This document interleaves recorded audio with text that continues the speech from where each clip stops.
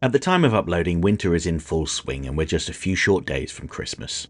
The holiday period is widely considered to be a time to be spent with friends and family members, even in a place as dour as Gotham City. And when talking about cold and family, there's one Batman villain that immediately comes to mind. The Condiment King! Nah, I'm kidding, it's Mr. Freeze. Mr. Freeze is probably one of the most discussed villains from Batman the Animated Series, and talking about him during the winter is very obvious, I know. The thing is, whenever most people talk about Mr. Freeze, they'll talk about Heart of Ice, and that's perfectly understandable. It's one of the best and most memorable episodes, held in high esteem for taking a generic cold-themed thief and turning him into an emotionless zombie snowman, desperately seeking revenge for the loss of his beloved wife.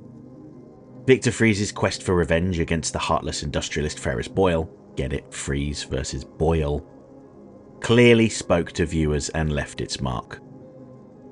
But what I want to talk about today is the follow-up episode, Deep Freeze, which is discussed less frequently and how one of the key plot points is widely misunderstood, thanks in no small part to the direct-to-DVD film Batman and Mr. Freeze Subzero. So Deep Freeze picks up an indeterminable amount of time after the events of Heart of Ice. Mr. Freeze sits in his refrigerated cell, just killing time. If you think about it, his condition means that he won't actually be able to leave the confines of that cell, so he has effectively been placed in isolation. Not that he seems to mind all that much. His peace is shattered when a robot breaks through the prison's perimeter and smashes through the wall of his cell, bundling him into its body. As an aside, I just want to briefly highlight how the design of the robot was inspired by Studio Ghibli's robot from Castle in the Sky. The fun thing here is that the team at Ghibli were inspired by the robot from Fleischer's Superman short films, which was also an inspiration for the general tone of BTAS. Everything is cyclical. While the police's first thought is that Freeze had arranged for the breakout to happen, Batman notes Freeze's terrified expression. He was being kidnapped.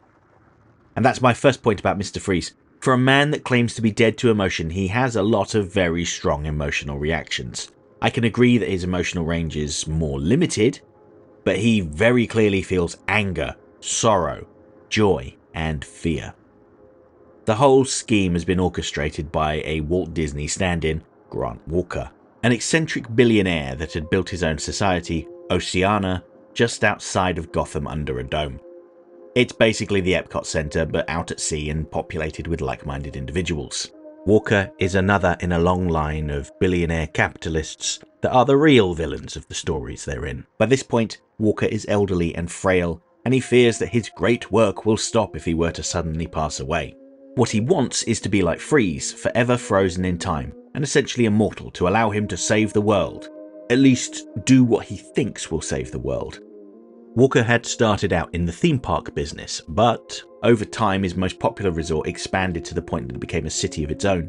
Walker rejected the outside world, and so had the people making up the city's population. For what reasons, we can only speculate. Too many rules and regulations get in the way of his vision, perhaps? Either way, Walker has clearly renounced the outside world, given the fact that he used one of his machines to break a convicted felon out of prison. This also suggests to me that Walker doesn't have much power or influence in Gotham City. After all, when Bruce Wayne wanted to speak to Matthew Thorne in prison, he just turned up and was let in, no questions asked. He was also able to get Selina Kyle on bail and bundled out the back door away from the eyes of the press without much effort. Walker is clearly a bit of a crackpot, and he feels that the only way to purge the planet of the wickedness going on outside of Oceana's walls is to kickstart a new ice age. Also, quite selfishly I might add, it would allow his new form to walk freely without the need of a temperature-controlled suit. And isn't it funny how these extreme types that talk about having to make sacrifices for the good of the planet are always talking about other people making the sacrifice? They never offer themselves up or their followers, it's always other people that have to do the dying. See also Ra's al Ghul. Initially, Freeze isn't at all interested in Walker's scheme. He literally couldn't care any less what Walker does. However, Walker reveals that he was a big investor in Gothcorp, the company that Freeze had worked for at the time of his assault, and that he had recovered something interesting from Freeze's lab. The body of his wife, Nora. This is literally the only thing on Earth that Freeze cares about. And Walker claims to have the expertise to be able to safely revive her. Because of this, and only this, Freeze agrees to help Walker in his plan. A common misconception here is that Nora was being held in suspended animation, and you can't really be blamed for coming to that conclusion because the film Batman and Mr. Freeze Sub-Zero, which follows on from this episode, basically said as much.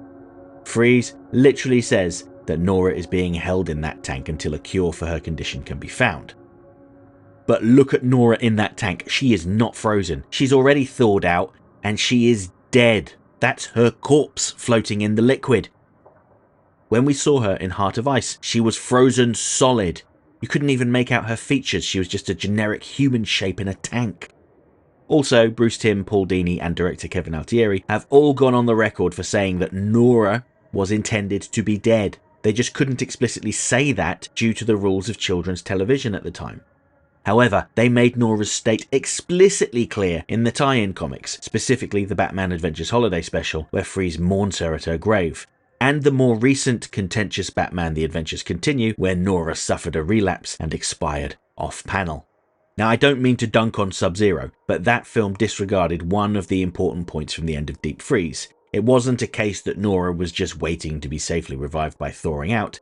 It was the fact that she could only be revived with the help of Grant Walker's doctors and resources, and even then it wasn't guaranteed that she'd be fine. She was still deathly ill. When Freeze turns on Walker to stop his scheme, Freeze is giving up his chance at being reunited with Nora again. That is why he gets so angry with Batman when he points out how horrified Nora would be if she could see what Freeze was doing.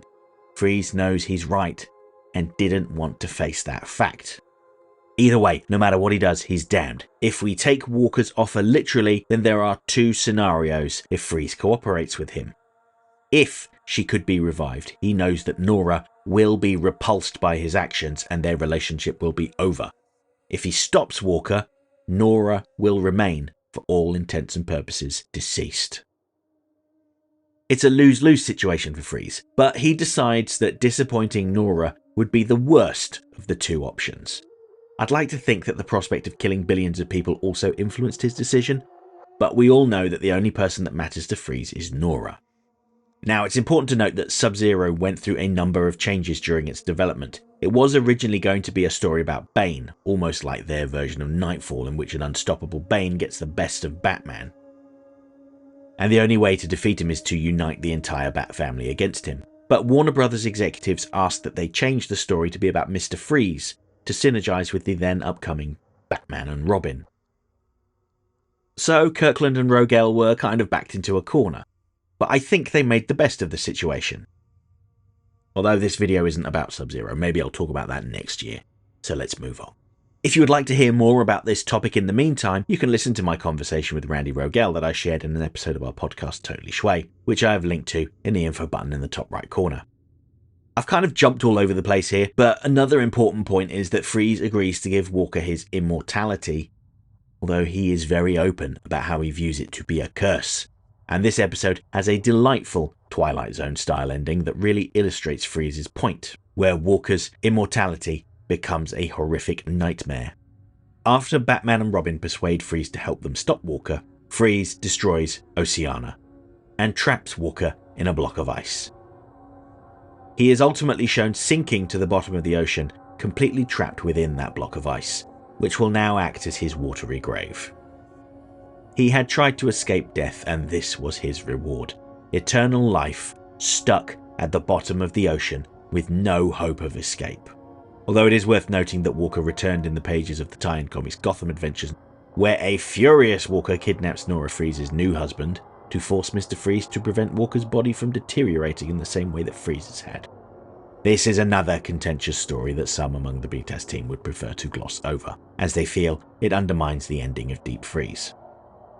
So one of the things that I really liked about these later episodes of Batman the Animated Series, when it was rebranded to The Adventures of Batman and Robin, is how the creative team decided to tell different types of stories.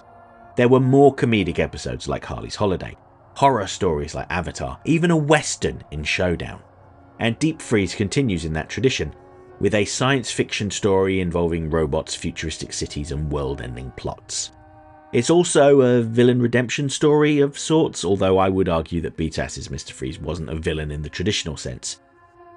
He wasn't interested in taking over the world or destroying it as seen in this episode. He was motivated only by revenge. Once he got his revenge on the heartless Boyle, exposing him for the cruel monster that he was, Freeze was content to sit in his cell. Sure, he wanted to freeze Boyle, much in the same way that Boyle had frozen him, but destroying Boyle's life was just as satisfying. Freeze doesn't have any other nefarious schemes planned. He was just a man that had been wronged and he sought vengeance, which is why so many people find him appealing, I think. But once he was reunited with Nora, or at least her corpse, that's it. He's done. He's going to spend the rest of his days kneeling in atonement for failing Nora once again, who will remain preserved in that vat. The final shot of the episode is a wonderful callback to Freeze's monologue from the end of Heart of Ice, where he talks about how he had hoped to one day see Nora again and feel the warmth of her hand. And the sad fact is, he never would.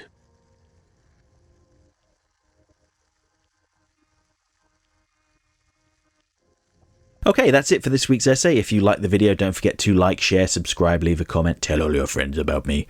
You know how YouTube works. If you really enjoyed the video and have the means, please consider making use of the thanks button to send a buck or two my way, because every little helps. I offer channel memberships for $1.99 a month. This will get you early access to my weekly video essay, priority responses to your comments, members-only videos, custom emojis, and an icon on your profile indicating that you're one of my people. And special thanks to my current channel members, who are all listed on the screen right now. Next time I'll be joining you on Christmas Day for my Christmas special, and I'm going to talk about the BTAS episode Christmas with the Joker. While it's not one of my favourite episodes, not by a long shot, it is arguably a perfect festive episode, and we're going to talk all about that. Hope to see you then.